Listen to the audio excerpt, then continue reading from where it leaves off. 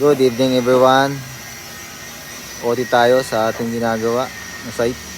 Guys, ito yung ating mga activities ngayon. Paggagawa natin ng parilya. Babali tayo ng mga 16mm fabrication natin. Guys, kung paano binabali yung ating ginagawang parilya.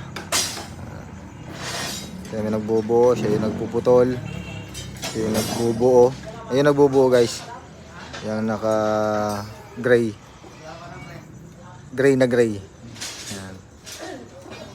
Ito yung tagagawa natin ng spacer.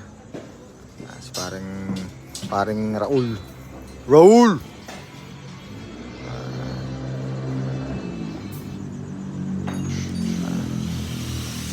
Yung mga nagakuha ng ating mga debris, lupa natin, sasako para bukas.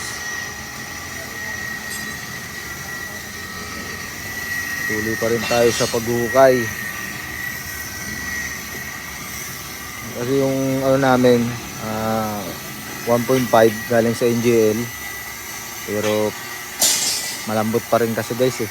Malambot pa rin yung ating lupa. Kailangan natin kasi adobe talaga eh. Yung paglalatagan ng ating gravel bedding, kailangan yung pinakang katigasan.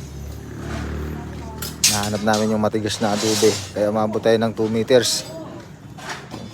Ito yung 1.5 natin. Kaso malambot. Hinahanap natin yung pinakang matigas na adobe. Naging 1.5. Ay, naging 2 meters. 2 meters madilim. Dapat tinapat yung isang ilaw dyan. Malayo kasi kasi. Yan, Lan, okay na yan Lan ha? Pinapantay mo na lang? Pinapantay mo na lang? Ha? Yan ha? Yan na yun? Yung adobe talaga? Dahan tayo. Yan.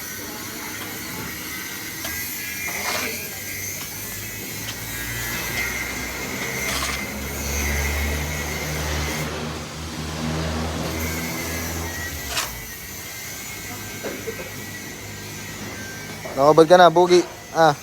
Nagay mo na ako, patan. Mainit? Mainit dyan? Pag-init man. Ha? Nasukay, okay. Smile ka muna. Hi guys! Welcome to my vlog. Kasi okay ako. Kasi okay at kasi okay. Yan guys. Kasunod yan yung pinakamatigas na adobe na.